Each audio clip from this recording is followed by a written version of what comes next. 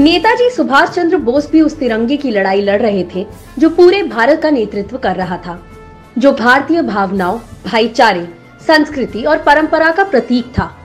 तुम मुझे खून दो, मैं तुम्हें आजादी दूंगा के जरिए नेताजी ने इस लड़ाई को एक अलग ऊंचाई दे दी थी। ये ऊंचाई उनके संबोधन में भी नजर आ रही थी। भारत की आजादी की आखिरी लड़ाई शुरू हो चुकी है। आजाद हिंद फौज हिंदुस्तान की धरती पर लड़ रही है। सारी दिक्कतों के बावजूद आगे बढ़ रही है। ये हथियारबंद संघर्ष तब तक चलेगा जब तक कि ब्रिटिश राज को देश से उखाड़ नहीं देंगे। दिल्ली के वाइस रॉय हाउस पर तिरंगा फहरेगा।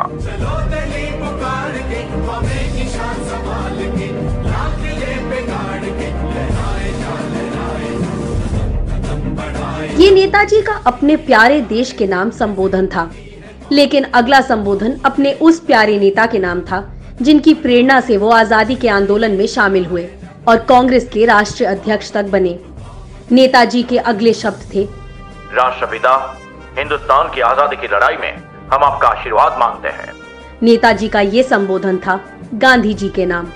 6 जुलाई 1944 को आजाद हिंद रेडियो पर जापान की जमीन से नेताजी सुभाष चंद्र बोस का देश के नाम ये संबोधन भारत की एक ऐसी धरोहर बन गया जो आज भी गर्व का एहसास कराता है। नेताजी के इस संबोधन में 2 बातें अहम थी, तिरंगा फहराने की इच्छा और गांधी जी के प्रति अटूट सम्मान।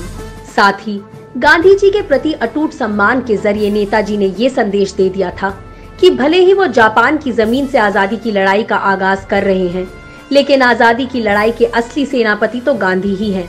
यही कारण है कि नेताजी ने गांधी जी को राष्ट्रपिता के नाम से संबोधित किया। गौर करने वाली बात यह है कि नेताजी ने जिस तिरंगे के लिए लड़ाई लड़ी, आजादी के बाद विभाजनकारी मानसिकता ने उसी तिरंगे को नकार दिया, फहराने से इनकार कर दिया।